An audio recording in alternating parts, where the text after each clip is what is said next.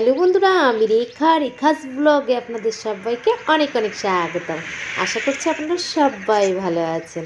আমিও ভালো আছি, আপনাদের ভালোবাসায় ভগবানের কৃপায় একদম সুস্থ আছি। আজ আর বলবো না একদম ভালো আছি, এটাও বলবো না। কয়েকদিন ধরে না প্রচণ্ড জ্বর, সর্দি, কাশি, ঠান্ডা লেগে গেছে। আসলে যেটা হচ্ছে, কিছুদিন ধরে হচ্ছে, আজ 15 দিন ধরে হচ্ছে, যেটা আমি পুরো পাক্কা 1 ঘন্টা করে হাঁটছি। আর তার জন্য ভোরবেলা করে বেরাতে হচ্ছে। আর বেরালেই না এই যে ঠান্ডাটা আমার পুরো লেগে যাচ্ছে। আর এইখানটায় এই পুকুরটায় না মাছ ধরছে, দারুণ লাগছে। কিন্তু আর একটা জিনিস দেখাবো, আমার ছোটোবেলা। আমার বলাটা ভুল, কারণ প্রত্যেকের ছোটোবেলাটার কথা বলছি। এই যে সব স্কুল থেকে বাড়ি যাচ্ছে, আমারও একটা সাইকেল ছিল, ঠিক এরকম করেই স্কুল থেকে বাড়ি আসতাম। তারপরে চলে এলাম এই যে বাড়িতে। আর বাচ্চা মেয়েগুলো জিজ্ঞাসা করছিল, আন্টি তোমার কি ব্লগ চ্যানেল আছে? আমি বললাম না, মন দিয়ে পড়াশুনো করো। তারপরে চলে এলাম, অর্গসোনাকে কেন দেখাচ্ছি, অর্গসোনায় যে ভুরুর হাফ উঠিয়ে দিয়েছে চুল কাটতে গিয়ে, সেটাই দেখাচ্ছি। তারপরে এই যে চলে এলাম বাজারে। প্রথমে বেরিয়ে হাঁটলাম 1 ঘন্টা, পাক্কা 1 ঘন্টা। তারপরে চলে এলাম বাজারে। আর বাজারে শীতকালে এলে না দারুণ লাগে। এদিকে ফল, আর এদিকে ফুল, আর এদিকে হচ্ছে সবজি, শাক সবজি। কত খাবে শাক সবজি। আর আমার তো শাক সবজি দেখলে না একটা পাগল পাগল ভাব হয়, আমি পাগল হয়ে যাই। বাড়িতে গেলেও তাই। আমি মানে কিভাবে আসবো জানি না। আমার মানে নিজের ওয়েট কত বলতে পারবো না, কিন্তু আমার সবজির ওয়েট যে কত হবে সেটা আমি বলে দিতে পারবো। তো যাই হোক, এই যে চলে এলাম। আর মাসির কাছে জিজ্ঞাসা করছি ফুলকপির দাম কত। এটা মানে পালং শাক, মূলো সব কিছুই দাম বেশি। তো এই কাকুটার কাছে দাম কম হয়, এই কাকুটার কাছ থেকে বাজারটা করে নিয়েছি। আর এই কাকুটার থেকে এই চন্দ্রমুখী আলুটা নেব। আমি বাবা এত বড় লোক নই, তাই এই জন্য চন্দ্রমুখী আলুটা ছোট খাই। আসলে ছোটোটার দাম কম হয় আর বড়টার দাম বেশি। ছোটোটা 30 টাকা কিলো, সরি 30 না, 30 ছিল, 35 টাকা কিলো। আর হচ্ছে বড়টা 45। তো যাই হোক, ওই ছোটোটাই নিলাম। কাকু চেনাশুনো, আমি একটু কমই দিই, তো ওই জন্য নিয়ে নিলাম। আর এই শাক সবজিগুলো সব নিয়ে নিয়েছি, লাউ, কুমড়ো, টমেটো, শিম, তারপরে মূলো, ফুলকপি, উচ্ছে, কাঁচা লঙ্কা, বেগুন, এইগুলোই নিয়েছি। আর পালং শাক, লাল শাক, ধনেপাতা।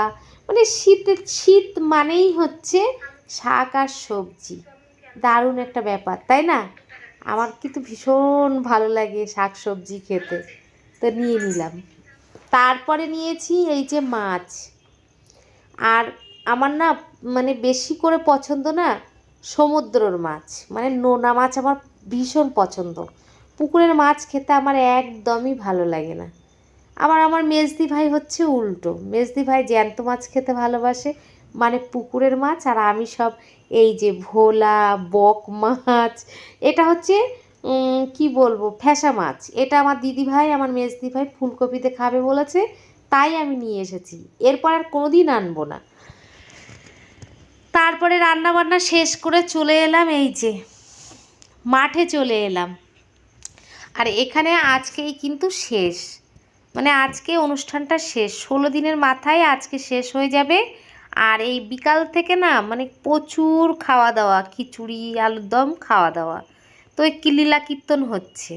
আর আমি আর অর্ঘ্যশোনা গেছিলাম একটা কাজে, সেখান থেকে এই যাওয়ার পথেই ঢুকেছি। আর রান্নাবান্না করে ওখানে প্রথমে গেছিলাম, আসলে বড় ছেলের ভোটের মানে নাম তুলতে গেছিলাম। তারপরে ওখানে আবার অন্নপূর্ণা মায়ের পুজো হচ্ছিল, একটু প্রসাদও দিয়েছে, নিয়ে এলাম। আর এই যে আমাদের স্যার অরূপ বিশ্বাস, তো ওনার বাড়ির কাছেই থাকি। আর আজকে ওনাকেই ভিডিওই তুলেছি সামনে থেকে। তো ওই ভদ্রলোক স্যার এসেছিলেন আমাদের এই মাঠে, মানে এই মাঠটায় যে অনুষ্ঠানটা হচ্ছে এই মাঠে অনেকক্ষণ ধরে উনি মানে এখানেই ছিলেন, অনেক বক্তব্যও দিয়েছিলেন, কিন্তু তখন আমার ফোনটা হচ্ছে এমনই, ভালো কিছু ভিডিও হয় না বন্ধুরা। যখন সব কিছু শেষ তখন শুরু হয় আমার এই ফোনে ভিডিও। তো যাই হোক, আমার এই ভাঙা নৌকা এটা নিয়েই চলছি। তারপরে ভাবলাম স্যারের গাড়িটাই একটু তুলে নিই। তো ওই যে চলে গেলেন উনি। আর এই যে আমি আর অর্ঘ্যশোনা, এই যে এই ভোগটা হচ্ছে না সাবুর খিচুড়ি, এটা অন্নপূর্ণা মায়ের ভোগ। ওই যেখানে গেছিলাম ভোটের নাম তুলতে তখন দিয়েছিল ওটা। তারপরে হচ্ছে এই যে আমি বললাম না বিকালে খাওয়া দাওয়া, তো ওই মাঠে কিন্তু বসে খাওয়া দাওয়া হচ্ছে। আর এখানে খেয়ে দিয়ে যাওয়ার সময় নিয়ে যাবে, সেটা গামলি ভর্তি করে নিতে পারবে, মানে এত খাবার এখানে তৈরি হয়। তো আমি যেটা করেছিলাম, অর্ঘ্যশোনা আসেনি, অর্ঘ্যশোনা কিন্তু এই খিচুড়ির মাঠে আসেনি বিকালবেলা, তো ওর কাছেই ফোনটা ছিল, যে জন্য আমি সারাদিন আজকে ভিডিও করতে পারিনি। আর আমি বাড়িতে গেছিলাম একবার, তো বাড়িতে গিয়ে আবার এই ফোনটা নিয়ে এসেছি। ওই সব শেষে আমার ভিডিও। তো এই মাঠে খাওয়া দাওয়াও সবাই করে উঠে গেছে, তখন যে কি ভালো লাগছিল। ঠিক আছে,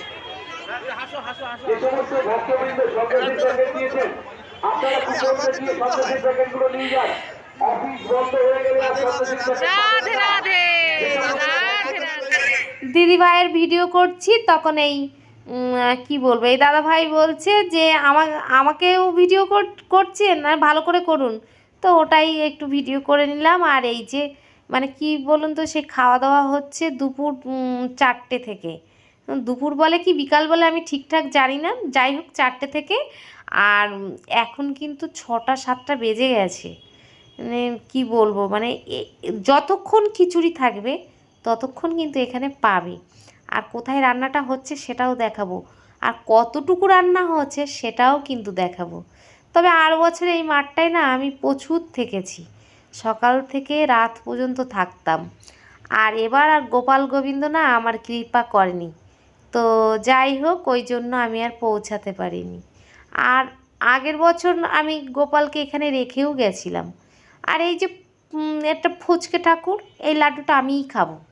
আমি ওই জন্য বলছি যে সবাই এই যে হাত পাচ্ছে এটা ওটা নিচ্ছে, এখানে আর কিছুই নেই। যখন লাস্টে এসেছি তখন দেখছি সব কুড়িয়ে কাড়িয়ে নিয়ে চলে গেছে, যত খাবার প্রসাদ যা কিছু ছিল। তো দিদিভাই পেয়েছে একটা ডাবের জল নিয়েছে, আর আমি এই লাড্ডুটা। আমার হাতে ওই যে খিচুড়ি ছিল, তাই বামুন ঠাকুর বলছে যে আপনার হাতে এঁটো, আপনি এঁটো হাতেই নেবেন। আমার হাতে এঁটো বলে গোটাটা দেয়নি, ভেঙে দিয়েছে। আমি বললাম এটা তো ঠাকুরের ভোগ। তো উনি বললেন যে ঠাকুরের হোক আর যাই হোক, এটা তো অন্ন ভোগ। তো যাই হোক, বামুন ঠাকুররা যা বলে সেটাই সঠিক, আর ওনাদের সাথে তর্ক বিতর্ক না করাই ভালো। এমনি আমি তর্কে বিতর্কে জড়িয়ে পড়ি, সেটা বাড়ির বউ হোক আর রাস্তায় মানুষ হোক। তো যাই হোক, সেই জন্যই আর তর্ক করলাম না। আজকের এই মঞ্চটা আজকের জন্যই সৌন্দর্য, কালকে কিন্তু আর থাকবে না। তো সেটাই আমি একটু সুন্দর করে আমার মানে কি বলবো ভিডিও করে নিলাম। আপনাদের কাছে একটু সহযোগিতা চাইছি, আপনারা দাঁড়িয়ে লাইন দিয়ে প্রসাদটা নিন, আর যারা বসে খেতে চান তারা বসে খান। পরে বাড়ি গেছিলাম, আর এই যে খিচুড়ি দিচ্ছে দেখে আমিও একটা টিফিন কারি এনেছি, এই যে। তবে টিফিন কারিটায় না প্রচুর খিচুড়ি ধরে বন্ধুরা, এত বড় না আনলেও পারতাম।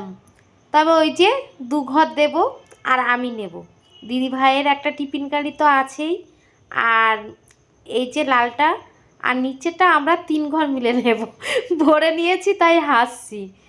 আর যাদেরকে দেব নাম বললাম না, তারা আবার খারাপ ভাবতে পারে দিয়ে কেন বলল, এই জন্য। চলুন ভিতরে গিয়ে দেখাই এই যে খিচুড়ি রান্নাটা কোথায় হয়েছে।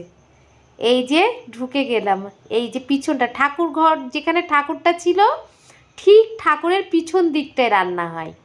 আর এই যে গামলিগুলো সব ফাঁকা হয়ে গেছে, দেখেছেন কত রান্না হয়। না না আগে দাঁড়াও না, ওইটা নিয়ে যাও। আরে গামলিগুলো ফাঁকা হয়ে গেছে। আরে ফাঁকা তো এগুলো সব। আরে এগুলো দেখো, এগুলো দেখো। মালা আলো জিনিস দেখাবে তো। আরে এ দাদা কিছুতেই আমাকে ভিডিও করতে দিচ্ছে না।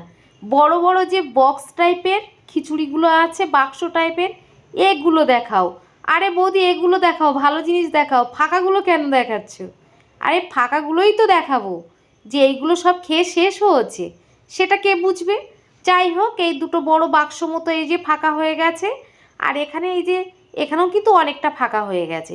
আরে বাস, আমি ভাবি শুধু আমি খিচুড়ি নিই, আরে না তো, আমি এসে পর্যন্ত দেখছি যে যেখান থেকে পাচ্ছে দাদা দিদি কাকা মেসো পিসিমশাই, মানে যা পাচ্ছে বলে ডাকছে, আর ওই যে বড় বড় টিফিন গাড়িগুলো সাজিয়ে সুজিয়ে নিয়ে যাচ্ছে।